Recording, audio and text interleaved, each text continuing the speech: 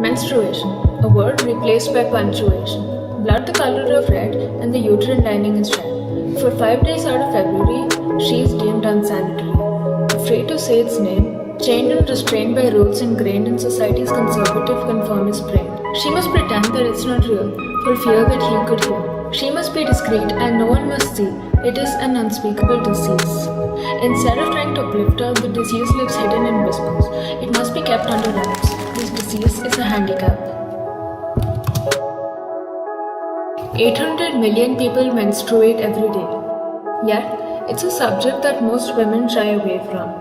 When people remain silent about menstrual health, it's no surprise that wood shavings, fibers, and old rags are just some of the cheap alternatives that women in rural areas must rely on. Pitiable hygiene conditions are the cause of 70% of all reproductive diseases.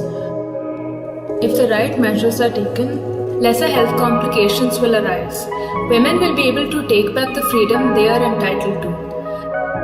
The first step would be to make menstrual products available to all. Apart from uneducation, cost and unavailability are major reasons for women in India not to use sanitary pads. Their only option is a health hazard in the form of a rag that they have been using for years. This rag is even shared by 11% of Indians. The silent tiptoeing around this subject has made us blind to the fact that there are more options than just rags and pads. Besides, disposable pads aren't always the best option for us or our planet. Studies say that one disposable pad is equivalent to 4 polythene bags. A woman would use approximately 6,000 pads in her lifetime. That's 24,000 bags. When buried, burnt, or flushed, the toxic chemicals present can cause serious air and water pollution. Waste pickers pick out used pads from clogged sewers by hand, exposing themselves to E. coli, Salmonella, and HIV. Modern-day disposable pads contain chemicals such as bleach and perfumes. They cause rashes, irritation, infections, and hormonal imbalances. The disposable sanitary pad sets the average menstruator back 2,000 rupees annually. This isn't affordable to many below the poverty line. However, a full cycle cloth pad kit costs around 1,500 and can be used for up to 3 years. In the long run, they're also more cost efficient. Cloth pad users say that they're also more comfortable. They're more suited to sensitive skin than the disposable counterparts due to the absence of harmful chemicals.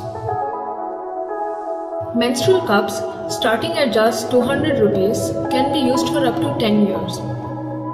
They offer more convenience as compared to disposable pads as they are leak-proof and can be worn safely for up to 12 hours. Because they're made of medical-grade silicone, they do not cause the chafing and rashes that disposable pads do. One might be wary of using alternative products that they have no knowledge about. Fortunately today, information and instructions are just a click away on the internet.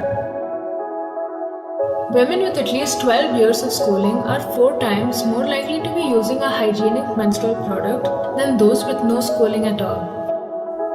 In a country that claims to provide free, mandatory education for all, the lack of facilities has pushed 28% of Indian girls out of school.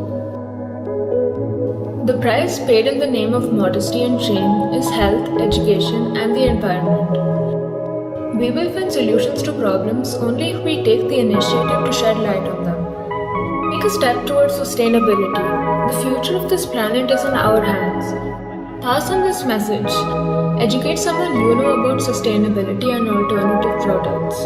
By adopting an eco-friendly lifestyle, together we can build a cleaner, greener planet.